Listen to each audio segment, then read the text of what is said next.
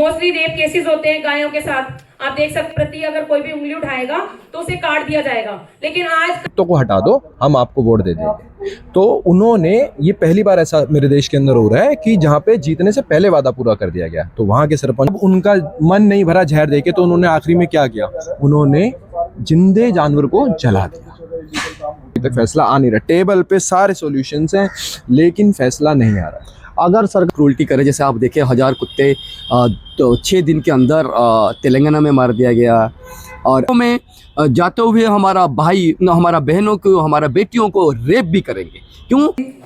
नाले में 3 बच्चों और उनकी मां को फेंक दिया गया। अब से कोई नमस्कार, मैं हूं शिवम गौड़ और आप देख रहे हैं रॉकेट पोस्ट भारत। आज ये खबर पढ़कर या सुनकर दिल भारी भी होता है और गुस्सा भी आता है।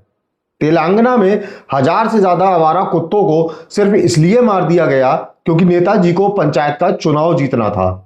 आरोप है कि पंचायत चुनाव के दौरान जब लोगों ने कहा कि हमें आवारा कुत्तों से जो छुटकारा दिलाएगा हम उसी को वोट देंगे, बस फिर क्या था, नेता लोगों ने बेजुबान कुत्तों को पकड़ पकड़ कर कहीं जहर दिया तो कहीं उन्हें जिंदा ही जमीन में दफन कर दिया गया।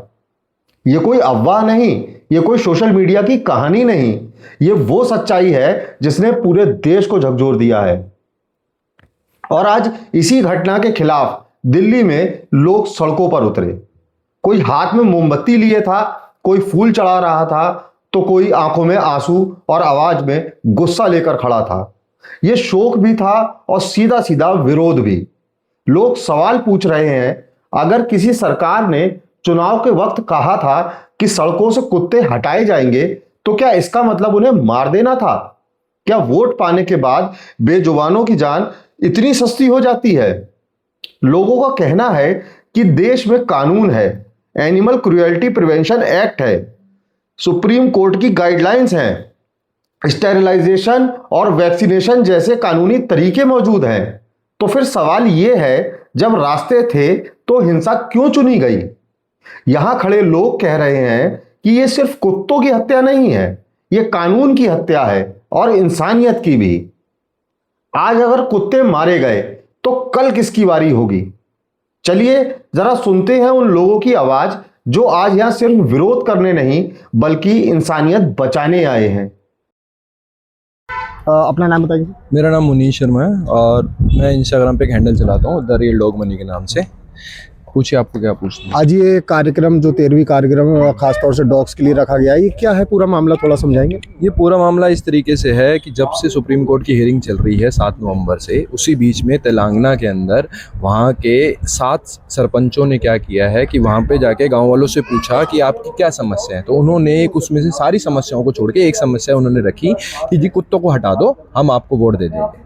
तो उन्होंने, ये पहली बार ऐसा मेरे देश के अंदर हो रहा है कि जहाँ पे जीतने से पहले वादा पूरा कर दिया गया। तो वहाँ के सरपंचों ने मिलके क्या करा कि सारे जानवरों को जहर देके मार दिया। पहले 500 मारे, फिर हर दिन 100, आज ये संख्या 1100 पे पहुंच चुकी है। और सिर्फ कुत्ते ही नहीं मारे, बंदर भी मार दिए गए। तो ये सिस्टम फेलियर ना कह के हम अगर इसे एक सुनियोजित क्राइम, सुनियोजित अपराध कहें तो ये पूरा प्री प्लान क्राइम है भाई। आप खुद देखो ना, आप नजरिया देखो उस चीज का कि पहले 500 कुत्तों को मारा गया, ठीक है, वोट के लिए मारा गया, फिर उसके बाद 100 करके अभी भी वो रुक नहीं रहे हैं क्योंकि उनके लिए क्राइम करना खेल हो गया। और जब उनका मन नहीं भरा जहर देके, तो उन्होंने आखिरी में क्या किया, उन्होंने जिंदे जानवर को जला दिया। इससे बड़ा क्राइम क्या हो सकता है? सरकार की तरफ से अभी तक इस पे कोई सफाई या कोई औपचारिक आधिकारिक बयान दिया गया है? वही सरकार की तरफ से जब वो ये ना कि लास्ट जब ठंडी पड़ जाती है तो कार्रवाई गर्म हो जाती है। बस कार्रवाई चल रही है, आप इंसान हो या जानवर हो, सिर्फ कार्रवाई जांच चल रही है। बस जांच चल रही है। कब तक जांच चलेगी? सुप्रीम कोर्ट में हियरिंग चल रही है, इतनी ज्यादा चल रही है कि अभी तक फैसला आ नहीं रहा। टेबल पे सारे सॉल्यूशंस हैं लेकिन। सर अपना नाम? मेरे नाम संजय महापात्रा है। संजय जी, ये कार्यक्रम 13वीं का जो रखा गया है, काफ़ी इमोशनल है लोग इसमें और मामला भी संगीन है। 1000 से ऊपर कुत्ते एक चुनावी वादे के लिए मार दिए गए। ये सिस्टम का फेलियर है या एक कैलकुलेटेड क्राइम है? सर, ये कुत्ते हमारा देश के बच्चे हैं।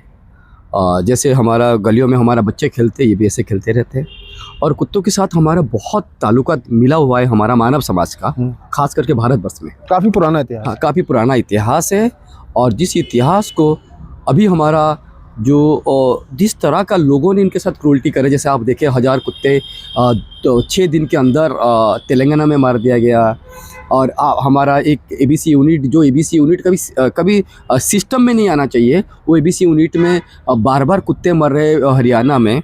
और ऐसे, और इसके अलावा लोग कैसे एसिड फेंकते हैं, गाड़ी चढ़ा के चला जाते हैं, डंडा में मार मार के मार देते हैं, पॉपियों को बोरी में भर के नदी में फेंक देते हैं। क्या उनका कोई जान नहीं है? जो आवाजें आपने सुनी उनमें दर्द भी था और चेतावनी भी। लोग साफ कह रहे हैं, अगर आज चुप रहे तो कल ऐसी घटनाएं सामान्य बना दी जाएंगी। यहां मौजूद लोगों की मांग है कि पूरे मामले की स्वतंत्र और पारदर्शी जांच हो, और अगर प्रशासन दोषी पाया जाता है तो सिर्फ माफी नहीं, सख्त सजा मिले। आज का सवाल बहुत सीधा है, क्या हम विकास और व्यवस्था के नाम पर इतने संवेदनहीन हो गए हैं कि बेजुबानों को मार देना हमें सॉल्यूशन लगने लगा है?